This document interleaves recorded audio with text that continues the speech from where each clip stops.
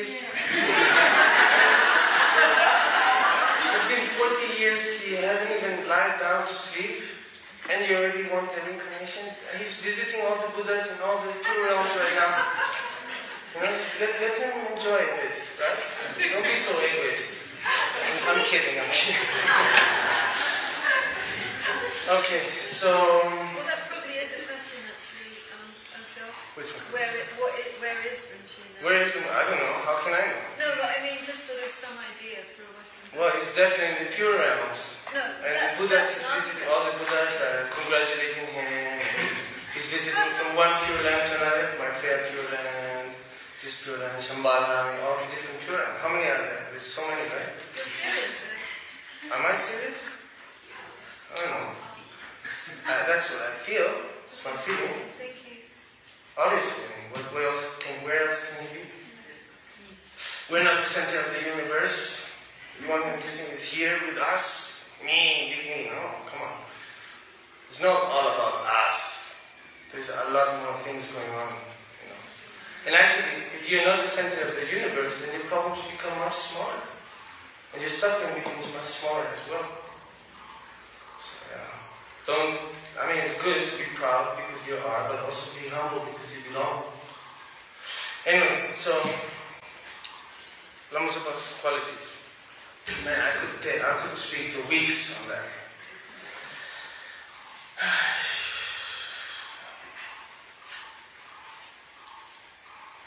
Wow, this is tough.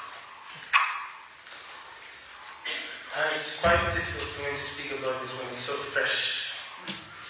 I'll tell you about the stories maybe a little bit.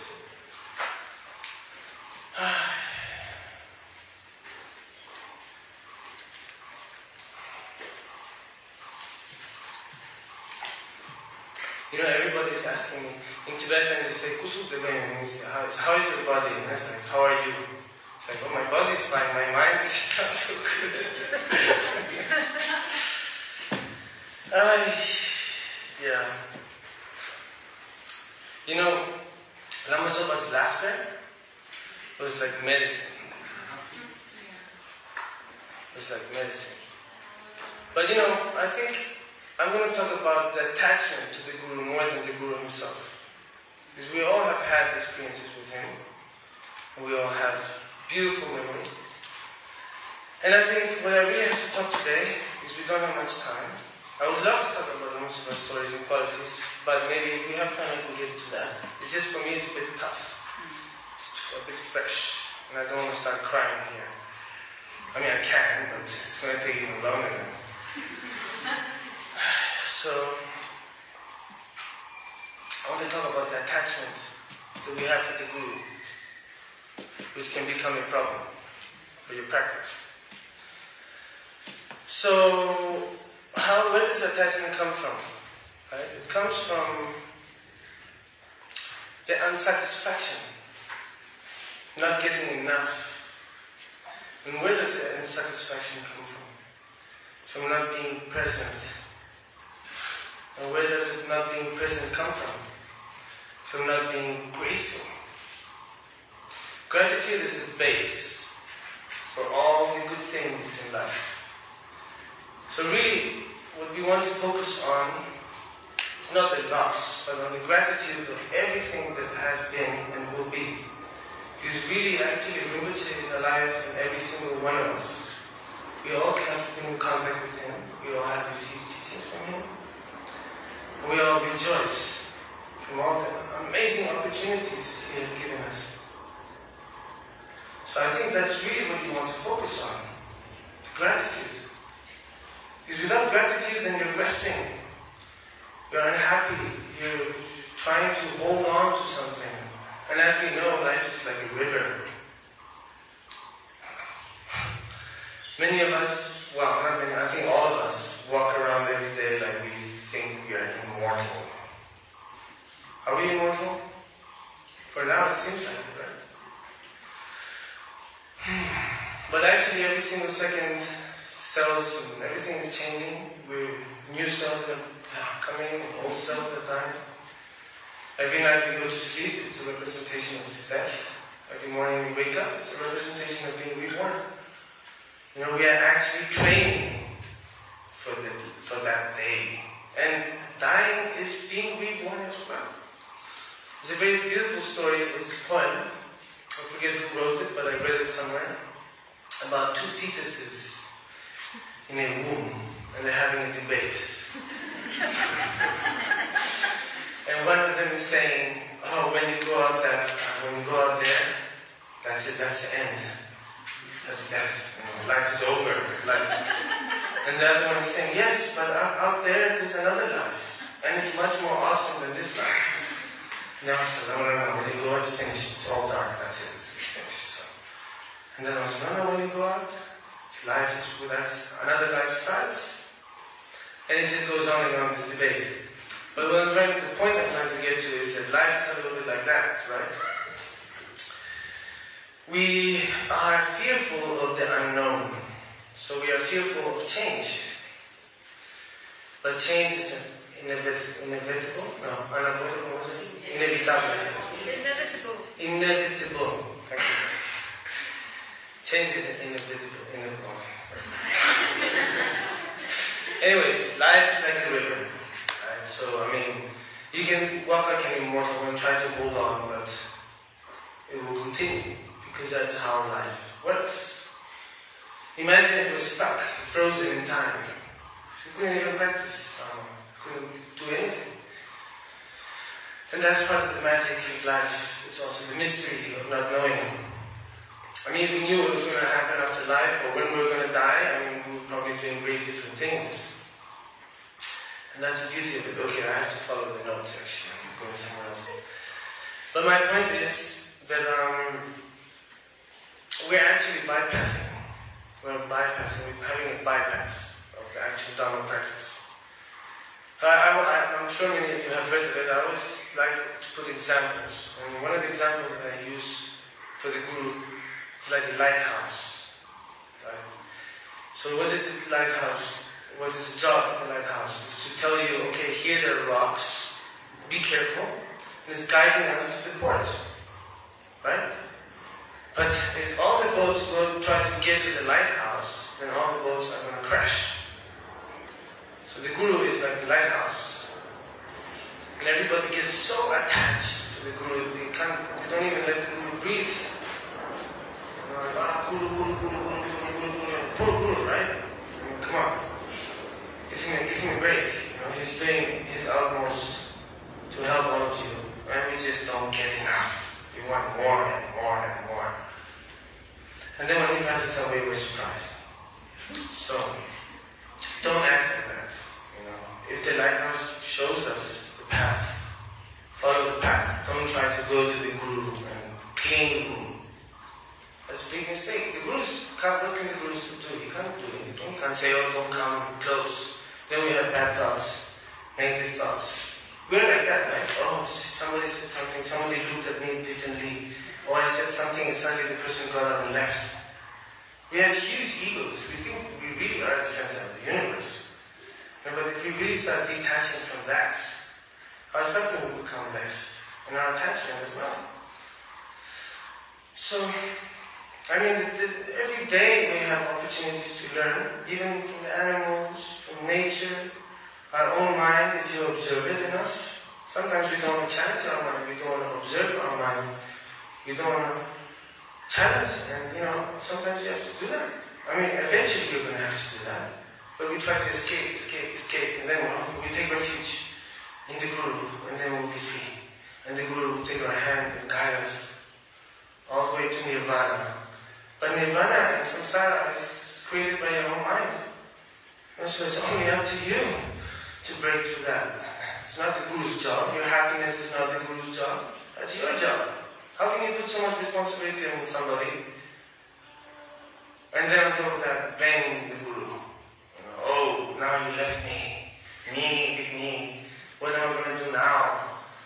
The Guru's been showing you the path all the time, every day. You know, so just try to be more aware of those aspects of your own mind. You know, if you don't observe your mind, then what's going to happen? It becomes like a wild tiger in your sitting room. You don't tame your mind. It's a crazy animal destroying all your house from the inside. So what does Dharma teach us? Change your perception, change your attitude, and change your life. Basically in 3 words, get over it. And I mean, it sounds harsh, but that's really the point, you know. And of course, if we actually have a strong gratitude feeling, the attachment will disappear. Because you're here, you're present, you're living the moment, then you're not unsatisfied. You're not looking for something else because you see that you have everything already. You have the perfect human rebirth, you have the wisdom, you have the method. What else do you want? Do you have the time, the space? Even when you're working, you can still do some meditation and practice. Really, the Dharma is not about, oh, how many initiations? Oh, you took this many initiations. Oh, me, I had more initiations than you, therefore I'm superior. No. Oh, you did 3-year retreat. Oh, me, I did 5-year retreat. It's not about that. It's about how you relate to people and how you relate to yourself. That's really the essence of the key. Otherwise, what's the point? You can accumulate initiations and mantras and retreats and water bowls and prostration, which is great, but it's complementary to your attitude and the way you relate to yourself and to everybody else. You know, I mean, without electricity, the light bulb is useless. And even if you have electricity but you don't have the light bulb, then the electricity becomes useless. So you really have to complement those things. It's not just one way of thinking, you know. You have to really be able to open up and see everything from 360 degrees outside of your bubble. So, first of all, gratitude. As long as you have a gratitude feeling, then things are going to be much easier and you're creating all the conditions to be a happier person. And if you're a happier person, then you can share that. The true values are inside and not outside.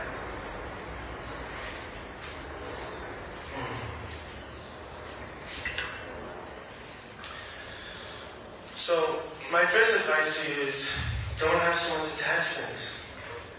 We have attachment to our, what we're most attached to our ideas. That's our number 1 attachment. To our ideas. We think our ideas are super amazing. But then tomorrow it may change. Just like the thoughts, like clouds passing by. And when you go to grab, there's nothing there. So don't pay too much attention to your thoughts. Even though the power of the mind is very powerful. You know, be aware. Be aware, okay? Observe. It's continuous exercise. You can't expect to build muscles in one day in the gym, right? The mind is the same, it's like a muscle. You have to sharpen it slowly. And then you start understanding and seeing things more subtle. And then you start to be in control of the mind. The mind is like it's a tool. You know, it's a means to understand and practice and observe. But it's not who you are. And who are you? Right? If you are the one who's thinking, then who's the one who's listening? Anyways, food for thought. So, how to relate to the Guru after the Guru passed away? So maybe I feel the Guru is always within us. He's present. And mainly, so the first point I think is the Guru can teach you. Okay, but if you don't want to learn, nobody can teach you. So really, who's the Guru here? Who's the one in control? Well, control. We want to control everything, put everything in boxes. But you can't even control what's going on in your body or your mind, let alone what's going outside. But this is obsession, control, okay? So, really, the Guru is alive inside of us, you know? But who's learning? The inner Guru. And who's teaching? The outer Guru. But both are complementary. One doesn't work without the other. This is saying, it's a very nice, interesting saying I love. It says, when you're ready, the teacher will appear. And when you're really ready, the teacher will disappear.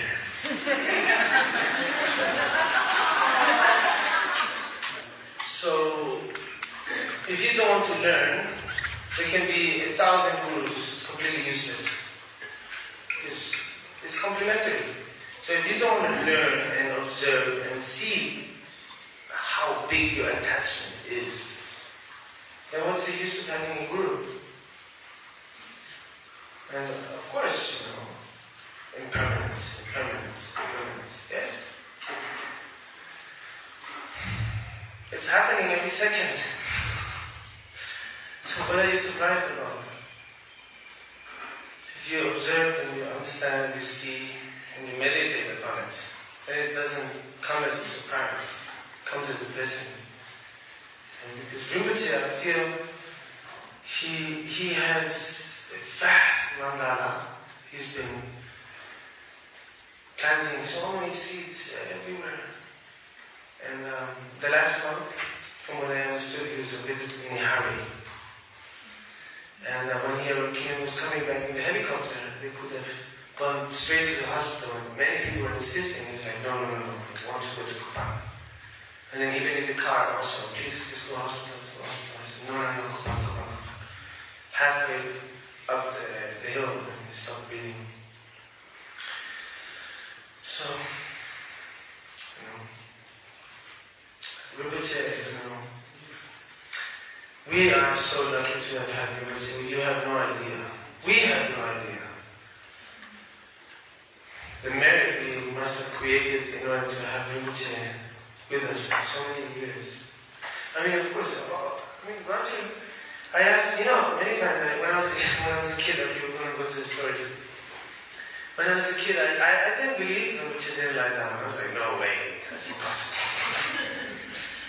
Hello? How are you? Is it Brennan? What's your name? Brennan? Tendar. Yeah, hello. Nice to see you. So, I was like, no, that's impossible. I said, it can't be. How can you not lie down? So when I was a kid, I checked. Many times. Every time for His Holiness's teachings, and I would stay, my room would be close to where we were just staying. So at night, the doors would be open. So I was pretty small, so it was easy to sneak in. So I would sneak right into the Muslim's room without anybody finding out. I'm like, spy on him. Really, I'm not kidding. And I was spying him at 2 a.m., at 3 a.m., 4 a.m. Wow, meditating. And I did it many times over the years. I really didn't believe it. I'm very skeptical. If I don't see it, I don't believe it. And even when I see it, I only believe maybe, I try only to believe maybe 50%. So what you don't see, how can you believe that? Don't believe all the gossip, and don't always follow what people say. That's one of the things in FPMT. People love gossip. The gossip changes, from mouth to mouth. It becomes bigger and bigger and bigger. So anyways, you can understand that I had to, see it for myself. And after maybe at least 4 or 5 times during the years in Bodh Gaya Buddhist Institute, I did it a few times. And that was just like, wow. I remember this one story later on, that at that time actually, my son, the mother of my son was already pregnant. We didn't know it. She was, I think, 1 month pregnant. It was the last contact of my sons in Bodh Gaya, the last one. And so I wanted to kind of show off to the Lama Sabha. Lama Sabha's doing prayers. I'm going to sit with you. I'm also going to do prayers with you. So I said, you want to do prayers with me? Okay, sit down here and take the text. And then we started doing the prayers. 1 hour passed, 2 hours passed, and I go. And then the moment I started thinking, okay, this is a bit too hard, I have to escape. I tell you, the moment I thought that, snoring. I'm like, okay, this is my chance. So I silently start getting up and start walking slowly. Like silent ninja, I tell you. And I get to the door and I'm like, almost there, and I say, come back, open the eyes. She wouldn't open the eyes, so I was like, run back and sit down like I haven't gone enough. And then open the eyes, see, I'm like, okay, I'm trying another half an hour, and then maybe after 20 minutes, 10 minutes, I'm like, okay. I start thinking, oh, this is too hard. And the moment I start thinking again, instantly, crazy, and I'm okay, my chance. Again, and I'll repeat that 3 or 4 times. And every time I got right to the door, and then you wake, oh, yeah, and I got back to the seat.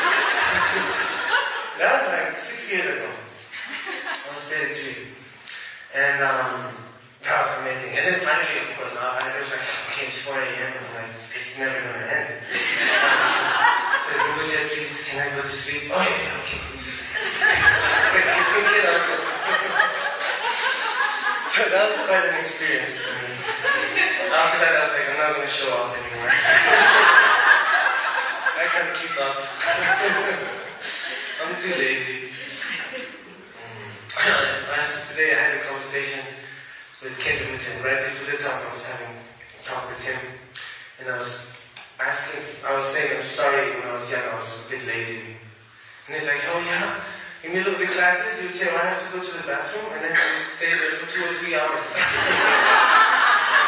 Because I would hide comic books in the bathroom, and I would be like, oh, I have to go to the toilet, okay. And then they would knock, and I'd be like, no, I'm not finished yet. And then an hour would pass, and they would knock again, and I'm like, oh, no, I'm still. I would be like reading Tintin comics, Asterix and Obelix. So he reminded me of that. I forgot about that. I was a bit of a strategist. So anyways, yeah, like that, I have so many stories like that in Muslim Muslim. Amazing stories. But yeah, so maybe the way to relate to the Guru, even when he's alive as well, not just when he's passed. You know, it's alive, past, you know, that's why you really have to appreciate the presence of somebody.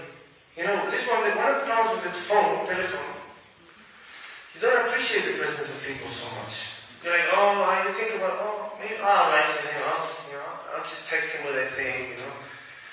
So you can always contact the person whenever you want. So when you're with the person, you're all over the place. You're like in a hurry for this, for that. But back in the days, before there was any phone, you didn't know when you were going to meet someone. So when you met them, you really used that time properly. You weren't like thinking here, there, all that, blah, blah, blah. Oh, I'll just text you later. Oh, we'll talk later. Oh, I'll send you a voice. I'll call you. You know, you don't have that. And I don't know about degenerate times or not. It's just the times that are. That's it. You know, we can give it many labels and conditionings and be pessimist or optimist. You know, that's up to you. You know, in the end, if you really think about it, nothing has color, nothing has taste or smell. You give it the taste and the color and the smell. In the universe, nothing has color. Who appreciates the color? Who sees the color? If you don't see it, then where's the color, right? So it's up to you to give the color of things. You can give it a grayish or blackish color, and you can give it a rainbow color. You know, if you really value the positive things, that's what's going to prevail in your life. If you're always thinking pessimist, and that's what's going to prevail in your life, and you can't really blame anybody for that. It's easy to blame. It's your fault. I lost patience with you. No, you lost patience with yourself. And like that, you can apply that to everything. And you are the one responsible. Always. So, you know, and it's very easy to give responsibility to the Guru, say, oh, please save me. What are you talking about? Save you? How? How? If you don't want to be saved, if you don't want to save yourself from yourself, which is basically what Dharma is saying, save yourself from yourself. Yeah, your best friend and your worst enemy. And that's up to you, that's your choice. And that's why it's your responsibility. It's not the Guru's responsibility. He will try as hard as he can, but if you don't create the conditions and the merit and the karma, the Guru can't really do much. So, really the way to relate to the Guru is understanding these basic concepts, you know, of life and applying them. And Rinpoche always is talking about bodhicitta, you know, when his song is talking about the warm heart. So, you know, put it in practice every minute, whenever you can, you know, try to remember, especially when you're relating to yourself. Sometimes we're really hard with ourselves, and then we don't allow us the space we need to grow, to be able to relate to others in a good way, you know. We don't have space here, so then we're stressed, and when people come to talk, we can't really relate to them properly. It's all me, and then just, you know, let go. Get over it. So grief, you know, grief is part of life, obviously, you know. Sometimes we grieve, that's normal. But don't cling to it too much. Don't get attached to your suffering. Just like don't get too attached to your happiness either, you know.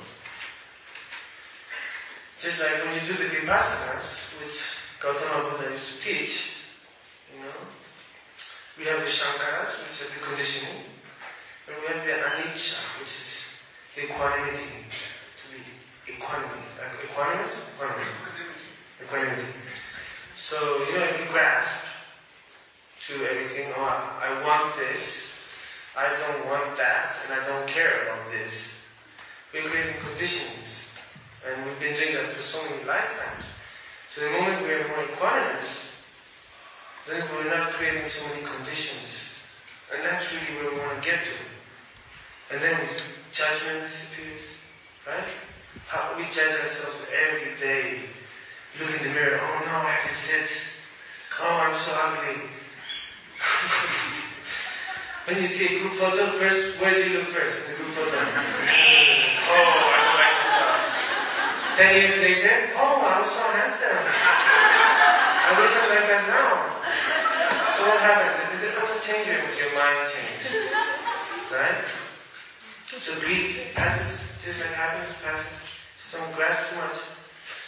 You know, it's called Ngejung. Who knows the letter here? Ngejung? What does Ngejung mean? Anybody know? Renunciation. Renunciation, very good. Sorry? Definite emergence. Okay, that's a bit too complicated. It's a bit advanced, sorry. So yeah, what was it? Renunciation. Renunciation. Yeah, so renunciation is a very important aspect of life, you know. It means not grasping, it means being conscious. It doesn't mean letting go of everything and suffer in order not to suffer. You know, I'm not going to drink tea because I love it. You can drink the tea, but at least understand the nature of the tea and the appearance of the tea and the interpretation of our mind of the tea and all these other aspects. If you are aware of that, then already renunciation is happening, because you don't have to renounce, you just have to be aware and have the experience without that attachment, without that clinging. So, grief and rejoicing, navigating, rejoicing. What was it? Alison Moda? Grief and navigating, rejoicing, what was it? What? Grief and how navigating the rejoicing, right? I just really like the navigating part. Because it's true. We are all navigating. It's true. A boat with the, what do you call it, the cloth? The sail. If you don't, I mean, the wind is there, the boat is there, the sail is there, right? So the Guru teaches you how to use the boat, how to use the sail, how to use the wind. But it's up to you to put that in practice and get the boat to the port you want to go. Right? That's why it's navigating. We're all navigating. Right? And if you're not careful, you can get hit by the rocks, or you can get lost. Or if you don't know properly, or you just don't navigate, who knows where you're going to end up. But that's up to you. You know, the Guru already gave you all the tools you need. So why do you have so much attachment? For me, it's very clear. The Guru passed away, and not even 3 days have passed already. Oh, please come back, please come back, please come back. Do you know what that implies? That implies separating a child from his family and putting responsibility of your happiness to that child. Don't you think that's a bit egoist? Where's the compassion in that? Okay, at least that's one way of thinking, right? So at least, I think minimum maybe until he's 7, at least the brain grows properly, he has that emotional stability with the family, with the parents. At least 7, minimum, I believe. Okay, I'm talking from experience here, okay? But I think it's important, it's really important to be aware of these small details. Otherwise, we're just making the same mistake again and again. And then we complain on top of that. I'll present it. So navigate. You're speaking about putting so much responsibility on the child. Yeah. That's it. No, I just wanted to touch base on that very briefly. I don't want to really go into that. Actually, this Holiness Dalai Lama did recommend that the Tuku tradition should be slowly, made obsolete. He has said that. So that's correct, right? Have you all heard that or not? Yeah. So, of course, it's a process. Can't happen from one day to another. But at least the fact that we're conscious of that attachment and that need, I need to be happy, so I put the responsibility on my baby. Suddenly he has to be a great yogi. He doesn't deserve that. He's innocent. He deserves to be with his parents. End of story. Thank you. Anyways, I'm just trying to, express myself. If you don't like it, that's not my problem, okay? But I can be wrong as well, so please correct me. I love constructive criticism in my face, not behind my back. Okay? Anyways, that's that. I think also, there's another aspect to that, obviously. I think I turned out kind of okay, right? So, it is a gamble. But also at the same time, the result can be a huge benefit. Just look at this Holiness Dalai Lama, and Lama Suvarimate. There's so many reincarnations who really made a huge impact and are making a huge impact in our society. And probably 1,000 years from now as well. So as everything in life, there's a black side and a white side. But, there's always a but, right? Nothing is only black or only white. That's the thing. Everything is gray. Okay, I'm not saying literally, okay? It's just an example. Everything has its good side, everything has its bad side. Otherwise we just focus on the bad, just focus on the good. And we're being very subjective, right? Everything has a good side and a bad side. But of course there's also relative. It's also relative. It's very relative depending on each person and the perspective and the experience and the education and the culture and all these different conditionings we have. So it becomes very complex, right? But to keep it simple, is just be aware that, we have, of course, for now it's easy to kind of think, okay, there's a dualism, right? But ultimately, dualism disappears. Is that correct? I have to ask it sometime. They're the wise ones. Just to be aware of that. Otherwise, we're just too one-sided, and then we don't see clearly. And then we start criticizing. And when we criticize, the only thing we're harming is ourselves and our reputation. I'm talking about reputation. What's the important aspect? Is your character. Because you have control over your character. You don't have control over your reputation. The reputation is what people think of you. And that changes constantly, and it's completely out of your hand. But your character, that's completely in your hands. So if you want to worry about something, worry about your character. And if you're going to criticize, make sure that you yourself are looking bad. And people won't trust you. Because they'll think, oh, now you're criticizing somebody when I'm not here, maybe you're criticizing me. So you're actually creating the conditions for people not to like you. It's just a small piece of advice. So navigating. And so we're all navigating, and inside the navigating we have to be aware of our mind. Our mind is very one-sided many times. We just think, oh, this, and we get grasped to that idea. Our idea. So we have to be more open-minded. But intention, the intention is really what creates the karma. So for example, you can have an action, the same action. If there's one intention here, another intention here, even if the action is the same, the karma is completely different. Because one intention is really to help That is positive intention. The other intention is maybe egoist, selfish. So maybe the action or the words or the thoughts are the same, but the result is completely different, the karmic result. So really, it's a work of each individual which influences the collective. And the collective karma is very important. But if there's no individual work, then it's very hard to really, get that collective karma moving.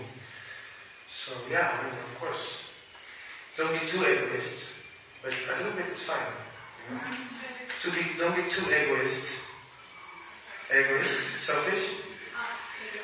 Yeah, but a little bit is fine because you need that. I want to reach enlightenment in order to help other sentient beings. So you use it as a tool, right? So integrating the Dharma, I think that's really the key to Dharma practice, is being able to integrate Dharma in everyday life. Because some people, they're like, I'm going to study now, and when I finish the master program in 7 years, then I'm going to go to the Himalaya and find a cave, and then I'll meditate. Right? I mean, that's metaphor for many aspects in our life. We are so attached to an idealization, which will never, idealization doesn't exist, will never exist. Because nothing will ever happen like we thought would happen. So we're really setting ourselves up for disappointment. So this idealization, many aspects, okay? Just this example is the cave, right? So I was like, the idealized perfect cave, when I finish my studies and I have the knowledge, who knows what will happen before that, right? And then maybe eventually, okay, let's say you do finish the studies and you have all the wisdom, and then finally you go to the cave and there's super humid. There's a drip. Or I don't know, there's just so many possibilities, it's like that. It's very difficult really to really get to the point of that idealization, because that idealization is non-existent. It's just a projection of our mind, just like the hallucination that we're living every day. So really, we really have to get over that, and really put in practice everything right now. So even if you know a little bit, it's fine, everybody knows different. Some people think they're superior because they know more. No, you don't know more, you just know different, that's it, that's the story. It's true. How many people think, I'm an old student, I'm much better than you? No, you're not. Just by thinking that, you're worse, actually. I'm joking. No, but it's true, we are all different. Okay, and we know different, and we have different experiences, we have different perspectives, and we see things differently, so we can't really compare. That's a really basic thing, don't compare yourself. If you want to compare yourself with the Guru, and say, okay, that is possible. That is the most advanced human. His Holiness the Dalai Lama. There are many like that, many Gurus. And for me, it's the most advanced human version of the most advanced human. And it's like, wow, that is possible. It is possible. It's not so much comparing, but it's more like an inspiration of saying, that is possible and I can get there someday. So in that aspect also the Guru is amazing because it shows us the path. But really, that's another thing about idealization. We are so obsessed with the destination. We forget completely about the process. But what we are really trying to get to is the process. That's the real experience. It's experience the process. So when you're climbing Mount Everest, right? You're like, I want to get to the top. When you get to the top, you're like, okay, now what? Now I just have to turn around and go back down. But where is it that you really enjoy it, the experience? What was it when all the endorphins, oxytocin, everything, all that happening, the joy, that chemical joy, where is it happening? While you're climbing, no? Well, you're suffering too, right? But that's part of the enjoyment, people, because of the result. While you're suffering, you're living, you're alive. People want to feel alive. And actually, today's society, we've been living in tribes for so long, and we are genetically influenced by our genes, of being company, working together. So like every person has a function, and what is it we all want? We want to be recognized, right? So if you have a function within the tribe, you are recognized. Each person has a function, but what's happening these days? We're becoming isolated in 6 walls. If you go to a city, people maybe share the same wall for 20 years, they don't know the name of the neighbor. If you go to a village, 3 kilometers away, people know each other. So in the cities, it seems like people are more disconnected than in the villages. It's just an example, you can't generalize, obviously. But it's really, it's a connection. We're losing the connection. And so we want to be recognized, we want to be part of something, we want to be understood. So all those aspects, we're losing that. And in exchange, what do we have? Social media. Oh, I got this many likes today. So we're actually changing that aspect of our role inside the tribe to likes on a screen. And that's why people are so unhappy, because a screen can't give you the same warmth and company and recognition that we receive from people. Because really we're social. We're social humans. Animals also, there's some animals are social, some not so much. But in general, some people really enjoy their solitude. I understand that. But we are wired to be social. Okay, so every time we're becoming more isolated, and then we're changing that social aspect to the screen, and then of course you get depressed. So it's important to understand the phone is very good for communication, but at the same time it's really isolating us. So to keep the balance. If you follow the algorithm, it talks about middle path. So really, you have to, with the phone also, you have to have the middle path. Otherwise, every 2 minutes, every 5 minutes, we need those endorphins. Somebody liked my post, or somebody liked my photo, or somebody commented inside. Instant gratification. But that, on the long run, is really unhealthy. So the same thing happens with the guru as well.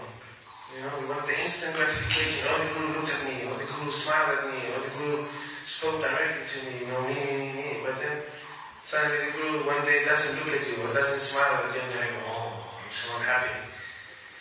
So your happiness depends on the guru? No. Your happiness depends on you. Right? And how you and your perspective and your attitude. So all these things is good to be aware of.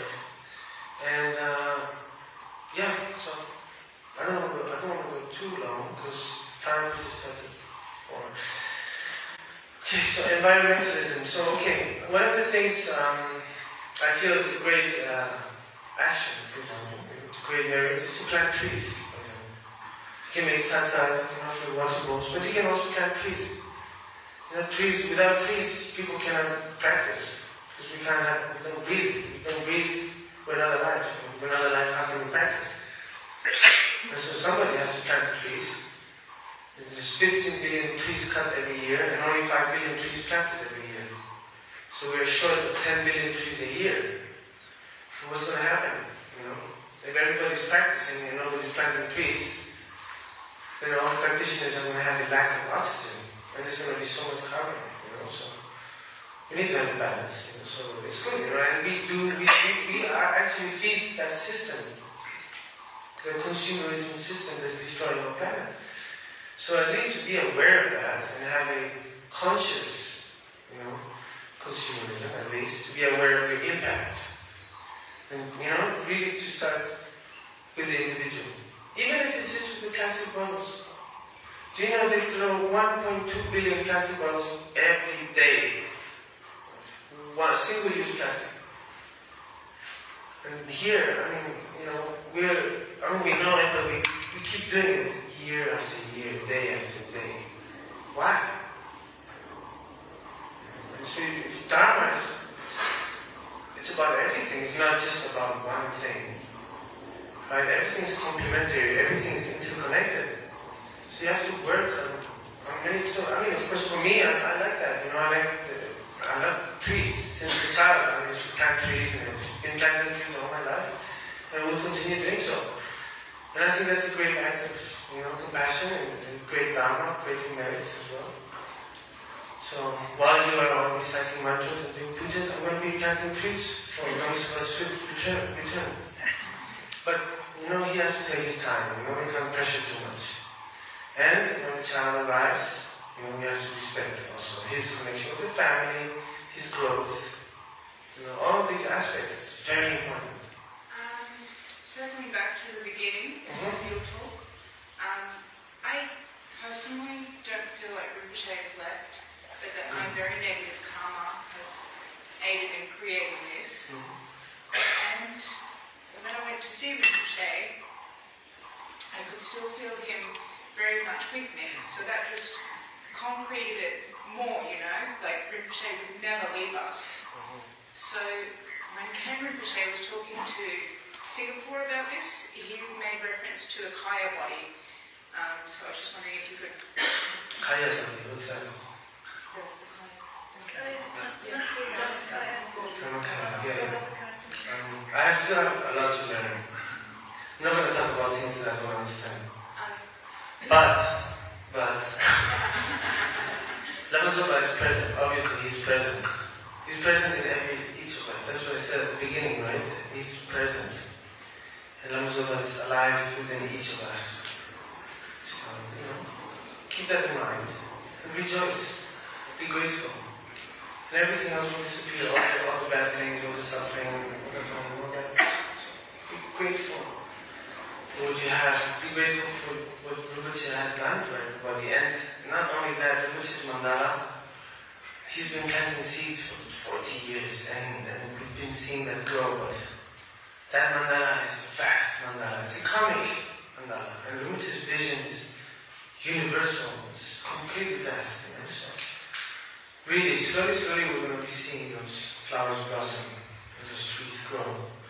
So don't be sad, rejoice. You know, and if you want to be sad, that's fine too. Get that emotion out, cry, shout, but don't cling to it, don't maintain it, don't be like, oh, poor me.